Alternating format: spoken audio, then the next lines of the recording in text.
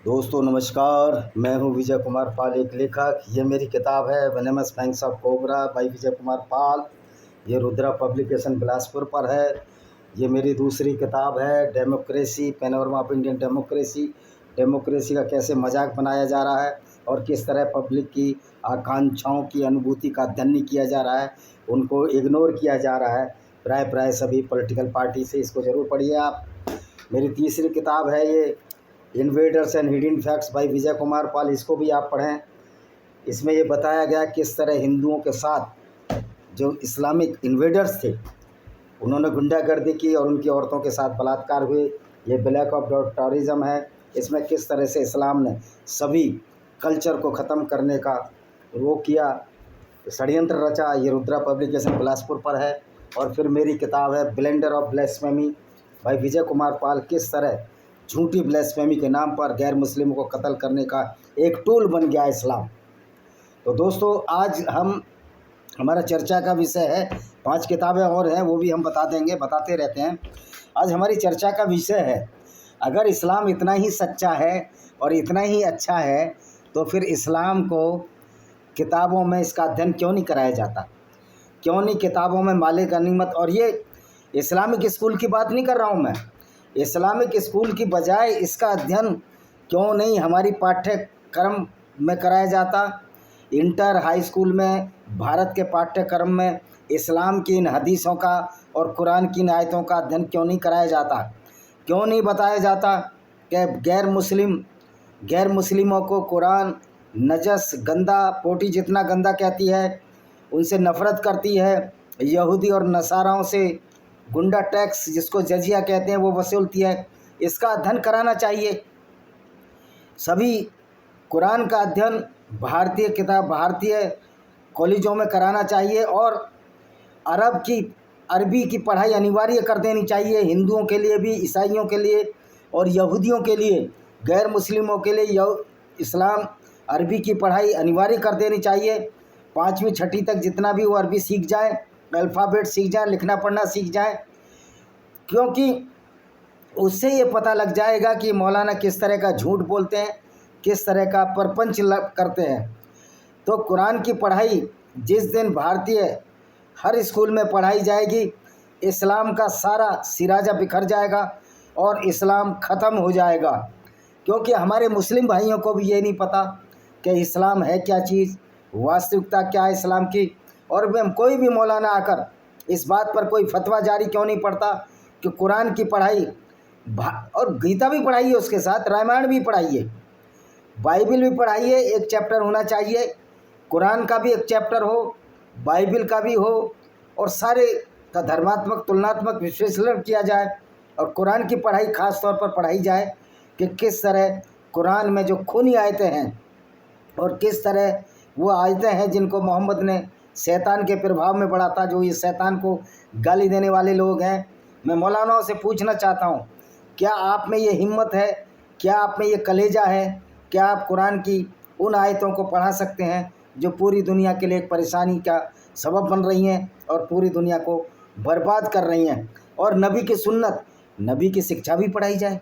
नबी की शिक्षा में वो भी पढ़ाया जाए कि कैसे किरफा नाम की एक वृद्ध औरत को नबी ने ऊँटों के 2 पैरों से बांधकर विपरीत दिशाओं में ऊँटों को दौड़ा दिया और इसको चीरकर डाला गया। तो आज इसी बनु किरपा के बारे में हम बनु किरपा जो एक किरपा थी, जो मतलब माँ थी पूरे कबीले की, तो जिनकी भूमि नजद थी, यानी कि नजद वो अरब लैंड है जो हाई लैंड है, सऊदी अरब क्या मध्य भूमि, तो वो वहाँ की जनजाति थी। अरब वंशावली परंपरा के अनुसार बनु फजारा के पूर्वज फजारा इबन धुबियान इबन वागिद इबन रायत इबन सफ़ान थे। इस प्रकार ये जनजाति सफ़ान ने गाफान जनजाति की धुबियान शाखा से संबंधित थी, जिससे फजारा एक उत्तरी अरब जनजाति बन गई। और इसके पैतृक चरागाह मध्य अरब में नजद के वादी अल खम्मा क्षेत्र में थे, जो अभी भी है। अच्छा जी, इस्लाम से पहले के काल में फजारा को घटवान की एक अन्य शाखा बनु अवस के साथ प्रतिद्वंद्विता के लिए जाना जाता था। दोनों जनजातियों ने दाहिरा और गबरा के युद्ध में एक दूसरे के खिलाफ लड़ाई लड़ी, जिसे जनजातियों के संबंधित प्रमुखों आवस के कैस इबन और जोहेर इबन जदीमा और फजारा के हुदैफा इबन बद्र के घोड़ों के नाम पर रखा गया था। युद्ध की कहानी के अनुसार फजारा ने मूल रूप से अंडरहैंड कृत्यों के कारण अवस को हराया और अवस ने हुदैफा के एक भाई की हत्या करके बदला लिया। बाद में फिर उनके बेटे हिसन ने लंबे समय से चल रहे युद्ध के दौरान जनजातियों का नेतृत्व किया। अनंत भाई जनजातियों के बीच शांति स्थापित हुई, जिसके बाद फजारा हिसन के बेटे उइनैना के नेतृत्व में बनु जुसाम अन्य समूह के साथ लड़ाई झगड़ों में शामिल हो गया। देखिए, लड़ाई झगड़े हर कुल और उसमें चलते हैं, लेकिन मोहम्मद ने उस औरत के साथ क्या किया, उसकी कोई गलती नहीं थी, बुजुर्ग महिला थी। क्या किया उसने? उयना के नेतृत्व ने फजारा में 627 में, जबकि मोहम्मद जिंदे थे, मदीना में इस्लामिक पैगंबर मोहम्मद कुरैशी की घेराबंदी में भाग लिया था। बाद में उन्होंने जैद बिन हरीथ के नेतृत्व में एक मुस्लिम अभियान पर धावा बोला और 628 में मुसलमानों के खिलाफ खैबर में यहूदियों का समर्थन किया था। 630 तक उयना ने मोहम्मद के साथ शांति स्थापित कर ली और मक्का और हुनैन में मुस्लिम विजय से भाग लिया। फजारा का एक प्रतिमंडल मोहम्मद के अधीन हो गया, लेकिन 632 के उनकी मृत्यु के बाद उसने मुसलमानों से अपनी निष्ठा तोड़ दी और रिया युद्धों के विद्रोही प्रमुख तलहा के साथ शामिल हो गया। मुसलमानों ने हरा दिया और फजारा ने एक बार फिर मुस्लिम शासन के अधीन हो गए। आधुनिक समय में सूडानी अरबों का फजारा वर्ग ऊँट खानाबदोश अरब जनजातियाँ हैं जो उत्तरी कोर्डोफान के चरागाहों में रहती हैं। इनमें सनाबला, माजनीन, बानी जरजार, बानी दुबियान है। ये रहती कहाँ हैं? ये रहती हैं सूडान और इधर ये जो सीरिया है और ये मिस्र है इसके। तो उम्म किरफा कौन थी? उम्म किरफा फातिमा वादी अलकुरा के बनु फजारा अरब जनजाति की एक नेता थी। प्राचीन वंशावली में उम्म किरफा को बनु फजारा के सदस्यों के रूप में वर्णित किया है। उसने बनु बद्र यानी बनु मतलब कबीले हैं, ये बद्र कबीले से शादी की। इबन इसाक और अलतबरी के अनुसार उम्म किरफा अमीर थी।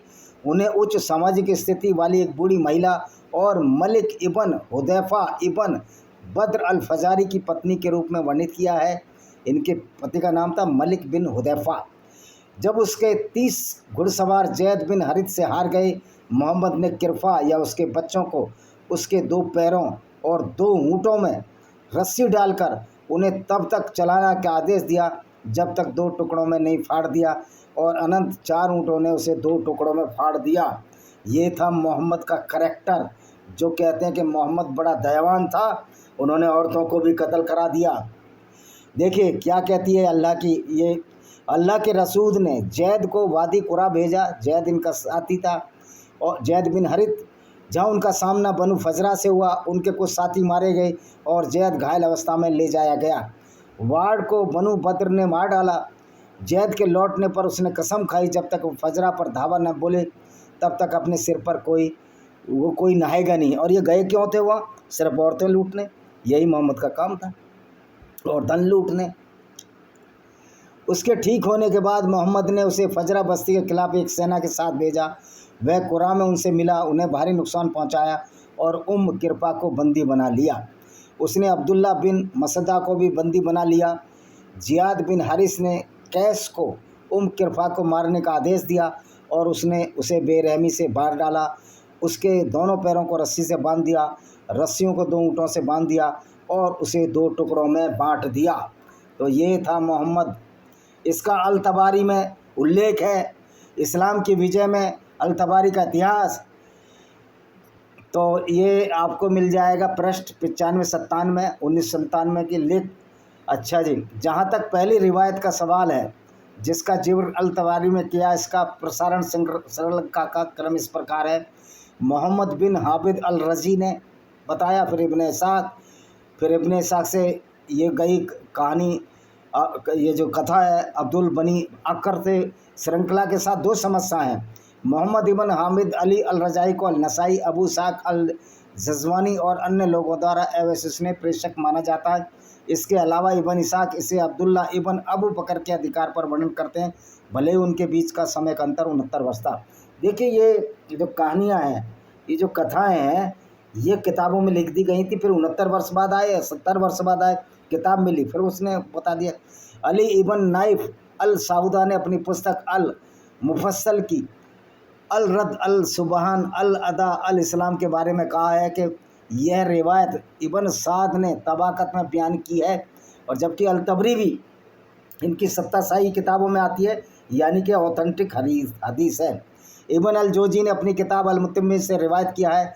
इस रिवायत का स्रोत मोहम्मद इबन उम्र अल वकीदी है, जिन पर हदीस के विद्वानों के अनुसार सच बोलने का आरोप लगाया गया था, झूठ बोलने का आरोप लगाया गया था। यह कहानी इबन कसीर ने भी अल बिदाया वान निहाया में संक्षेप में बयान किया, लेकिन उन्होंने इस पर कोई टिप्पणी नहीं की।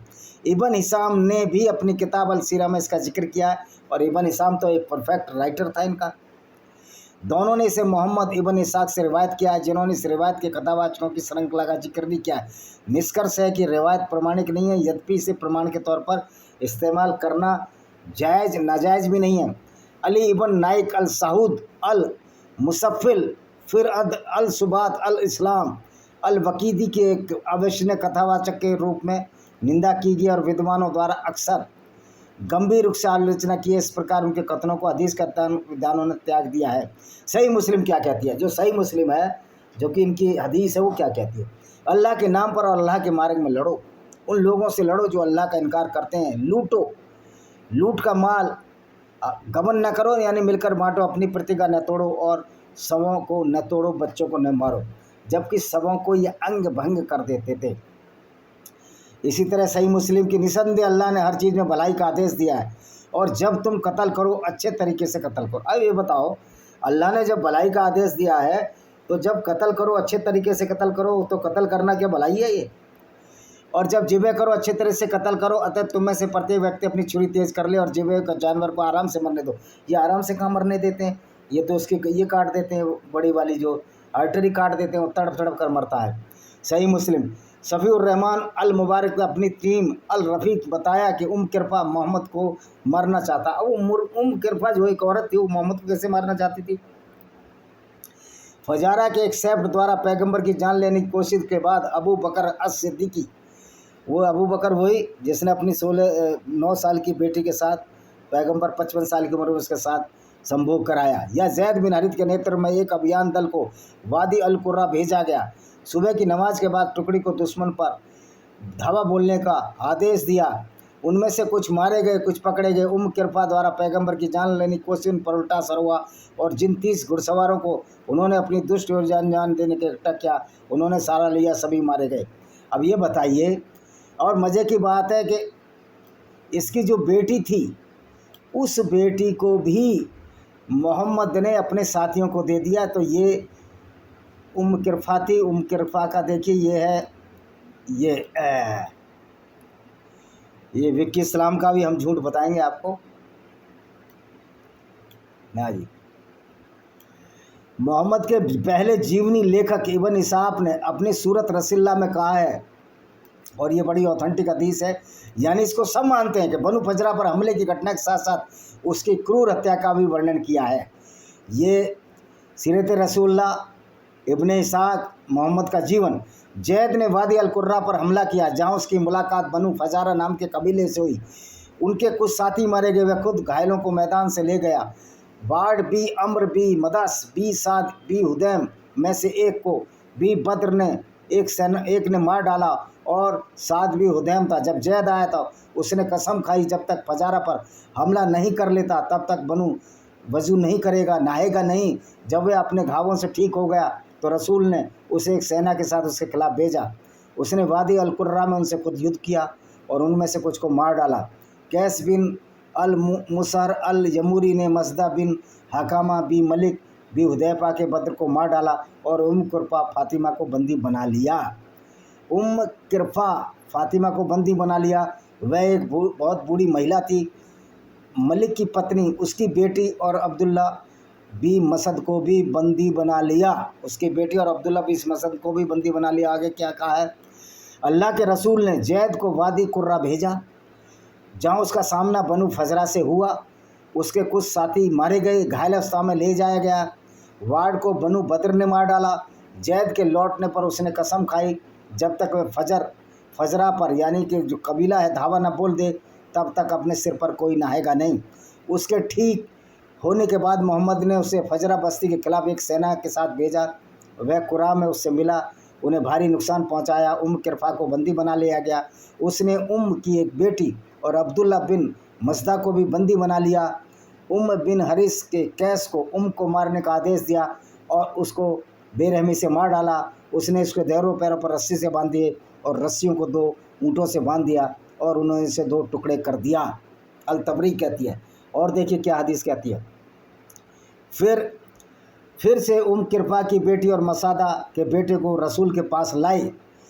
किरपा की बेटी सलमा बिन अम्र बिन अल अख्ता थी जिन्होंने उसे ले लिया। वह अपने लोगों के पीछे एक सम्मानजनक स्थान रखती थी और अरब लोग कहते थे अगर तुम किरपा से ज़्यादा शक्तिशाली होते तो तुम इससे ज़्यादा कुछ नहीं कर सकते थे। सलमा ने रसूल से उसे लेने की इजाज़त मांगी। उन्होंने उसे दे दिया। उसने उसे अपने चाचा हज़म बिन अबू बहर को भेंट किया और उससे अब्दुल रहमान बिन हज्जन पैदा हुए। कौन पैदा हुआ? उस लड़की को भी मार लिया। इब्न इसाक के अनुसार किरपा अपने लोगों के पीछे कुछ स्थान रखती थी। अरबों ने उनके बारे में कहा किरपा से अधिक शक्तिशाली कोई पुरुष या महिला कुछ भी नहीं कर सकती। इस प्रकार वह शायद मोहम्मद की पहली पत्नी खदीजा बिन खुवैलिद के सामाजिक दर्जा रखती थी। बाद में किरपा का सिर काट लिया गया और इसका सिर मदीना लाया गया और उसके वध के प्रमाण के पर उसमें मोहम्मद को प्रस्तुत किया गया। कुछ लोगों ने सही बुखारी 988-219 का हवाला देते सुझाव दिया है फांसी से प्रेरणा और फांसी का नाटकीय तरीका ज़ियाद बिन हरीत द्वारा समाज में नेतृत्व की भूमिका में महिलाओं को बर्दाश्त करने में मोहम्मद की असमर्थता का परिणाम हो सकता है। विशेष से किरपा जैसे कि ये इस्लाम होता ही इस तरह का है। ये इस्लाम इस तरह का ही होता है। अच्छा, हदीसों में किरपा द सीलबन रेक्टर में पाया गया कि इस घटना के संबंध में सही मुस्लिम हदीस से लिया गया है। हालांकि हदीस कुछ हद तक वर्णनात्मक है लेकिन किरपा के भाग्य का कोई जिक्र नहीं है। सलमा बिन के अधिकार से वर्णित है जिन्होंने कहा हमने फजारा के खिलाफ लड़ाई लड़ी। अबू बकर हमारे कमांडर थे। उन्होंने अल्लाह के रसूल ने नियुक्त किया था। जब हम दुश्मन के पानी से केवल 1 घंटे की दूरी पे थे अबू बकर ने हमला करने का आदेश दिया। हमने रात के आखिरी हिस्से में आराम करने के लिए पड़ाव बनाया। फिर हमने चारों तरफ से हमला किया। उनके पानी के स्थान पर पहुँचे जहाँ एक लड़ाई लड़ी गई।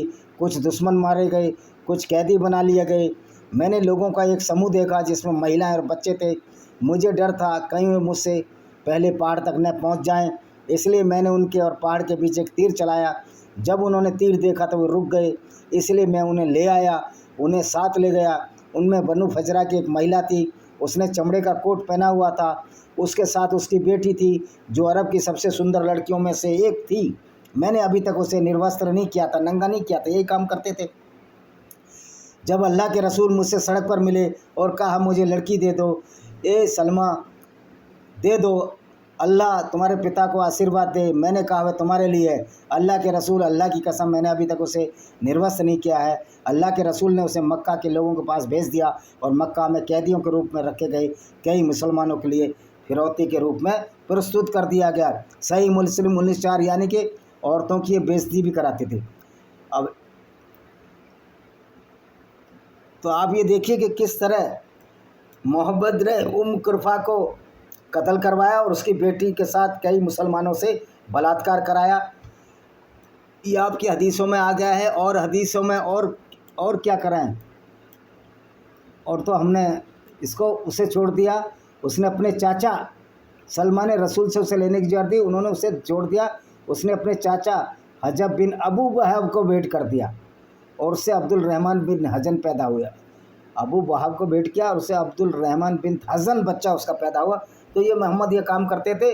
और पहले की हदीसों में ये भी है कि मोहम्मद ने किरपा की बेटी, क्या नाम था इसका,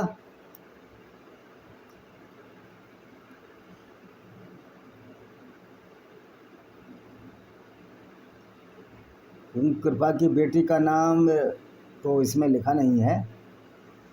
किरपा की बेटी को उनको सौंप दिया जो सबसे सुंदर लड़की थी। और मुसलमानों से उसका बलात्कार कराया, मक्का भेज दिया। और ये साफ साफ लिखा है, उसे मक्का में कैदियों के रूप में रखे गए, कई मुसलमानों के लिए फिरौती के रूप में सौंप दिया। वो कैदियों में रखी थी, कैदियों में थी, और उसको बलात्कार के लिए मोहम्मद ने अपने मुसलमान साथियों को पेश किया। ये सही मुस्लिम की 19 नंबर इसका वॉल्यूम है, 43 नंबर 45 ये हदीस है। और ये सारा जो विवरण है सही मुस्लिम, ये विवरण पूरी तरह से इब्न इस्हाक और तबरी से मेल खाता है। इसका मतलब मोहम्मद, और दूसरी बात है, मोहम्मद ने तो कई लोगों को कत्ल कराया था। तो ये कितना भी बात बोलें कि मोहम्मद ने कुछ नहीं किया, मोहम्मद ने ये नहीं किया, मोहम्मद ने वो नहीं किया, वो सब झूठ बात है। मोहम्मद का ये काम ही था। पैरानोइया ऑफ कल्ट्स इंडियन सब कॉन्टिनेंट बाई विजय कुमार पाल, ये भी मेरी एक किताब है, इसको पढ़िए। ये छोटी सी किताब है, बड़ी सुंदर किताब है, इसको आप पढ़िए, आपको समझ में आ जाएगा कि वास्तविक इस्लाम क्या है। दूसरी किताब का पढ़िए, डिस्क्रिमिनेटेड हिंदूज भाई विजय कुमार पाल, ये भी आपको समझ में आ जाएगा किस तरह हिंदुओं की अस्मिता से खिलवाड़ किया गया कुरान की आयतों को पढ़ कर।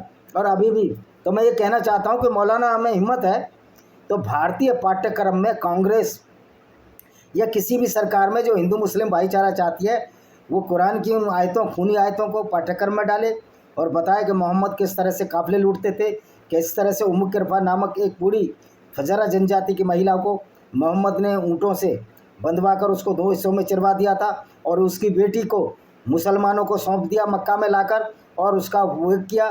फिर उसके बाद अपने चाचा अबू बहाब को सौंप दिया, जिससे हजन नाम का एक बेटा पैदा हुआ। ये सब भी पढ़ाई होनी चाहिए, ये भी सब पढ़ाई होनी चाहिए कि मोहम्मद ने तबूक की लड़ाई, मोहम्मद ने जब ये तबूक की लड़ाई में गए, तबूक की लड़ाई में नीली आंखों वाली लड़कियों को लूटने के लिए गए, इनकी हदीसों में ये सब भी पाठ्यक्रम में होना चाहिए कि मोहम्मद किस तरह से सुंदर औरतों को लूटते थे और उनको आपस में मुसलमानों को बांट देते थे।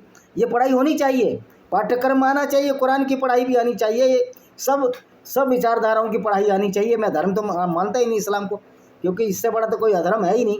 इसी के साथ एक किताब और है, लॉस्ट पैराडाइज कश्मीर, देखिए भाई विजय कुमार पाल, इसको भी देखिए किस तरह कश्मीर को मीर अली हमदानी ने बर्बाद किया। ये किताब आपको सारी मिल जाएंगी, अमेजॉन फ्लिपकार्ट पर उपलब्ध है, जौहर भी उपलब्ध है। जौहर में भी आपको पता है इसके नाम से कि किस तरह हिंदू औरतों के साथ वो मोलेस्टेशन जो इस्लाम के लोग करते थे, क्योंकि इस्लाम में गैर मुस्लिम औरतों के साथ बलात्कार अलाउ है, किस तरह से उनके साथ ये हरकतें हुई, जिसकी वजह से हमारी हिंदू रमणियों को अपनी जान अपने बच्चों के साथ या तो जल जौहर करके या अग्नि जौहर करके बचानी पड़ी। जान तो नहीं बची, अपनी अस्मिता और इज्जत बचानी पड़ी। इज्जत के लिए हमारी हिंदू महिलाएं खेल गईं, और ये काम तो बहुत पहले भी हुआ। यहूदी भी कुएं में कूद के मरी, बहुत सी औरतें यहूदी कुएं में कूद के मरी, हिंदू औरतें कूद के मरी, पारसी औरतें कूद के मरी, और जो मुसलमानों के हाथों पड़ गईं उनका वही हाल हुआ जो उमकरफा का हाल था, यानी उनके साथ बलात्कार हुआ। तो ये इस्लाम का पूरा फलसफा बलात्कार और खून से भरा हुआ है। और लेमेंट ऑफ सिंजार है, किस तरह से यजीदी वोमेन को अबू बकर अल बगदादी ने कत्ल किया और उनके साथ बलात्कार किया और कितनी बार बेचा उनको। तो इस्लाम में लड़कियों, गैर मुस्लिम औरतों को लूटना, उनकी खरीद फरोख्त करना और उनको बाज़ारों में बेचना, उनको वेश्यावृत्ति में धकेलना बहुत ही कॉमन चीज़ है। इसकी इस्लाम की सुन्नत ये विचारधारा, मोहम्मद की शिक्षा ही इस तरह की है। तो इसमें मुसलमान विचार भाइयों को हमारे को समझना चाहिए, क्या आप ऐसे पैगंबर को अपना पैगंबर मानते हो जो कि औरतों को 2 हिस्से में चिरवा देता था और उसकी बेटी को मुसलमानों को सौंप कर उसके साथ बलात्कार करवाते थे और बाद में एक और शादी कर लेता था तो ये देखिए किस तरह वेश्यावृत्ति का घोर नंगा नाच गैर मुस्लिम औरतों को लूटकर पैगंबर मोहम्मद और उनके साथियों ने किया था। इसी के साथ मैं इस वीडियो को विराम देता हूँ। वंदे मातरम, जय हिंद, आपका दिन शुभ हो।